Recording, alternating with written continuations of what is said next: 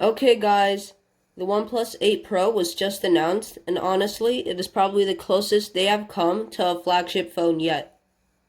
This phone is a great phone in general, but it's also missing some somewhat key features. First off, the first thing that you see when you look at this phone, the screen. This is a 1440p 120Hz OLED curved display. OnePlus says it is their best and most color accurate screen yet. The curve is pretty drastic, not like the balance that Samsung had, and you will get occasional accidental touches. They learned from Samsung's mistake and added both high refresh rate and high resolution as an option. Glad to see this. I don't think Samsung should have removed this ability, even if it does drain battery very quickly. The screen size is 6.78 inches, and the battery is 4,510 milliamps. So it will probably drain the battery pretty quickly on this phone as well, but at least they added it. Next up, the camera. In the past, OnePlus phones had good cameras, but they weren't really as good as the other flagship devices.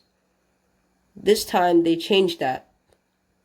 The camera got an upgrade and looks much better.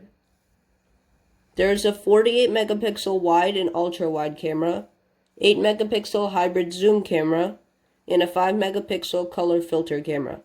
They improved the video lighting and backlit scenes and made the stabilization better. It can go up to 30x zoom with the telephoto, which is really all most people need, but the camera overall does sometimes over-sharpen the image a tad bit. The selfie camera now is on the screen as a hole punch. I don't get why they would downgrade to this, but it might be to get the advertised IP68 water and dust resistance. Now onto the battery. As I said, this phone is equipped with a 4,510 mAh battery, but also has warp charge, and finally, it at last has wireless charging. But it isn't what you'd expect. You can charge 30 watts on both wireless charging and cable charging, with a pretty cool animation.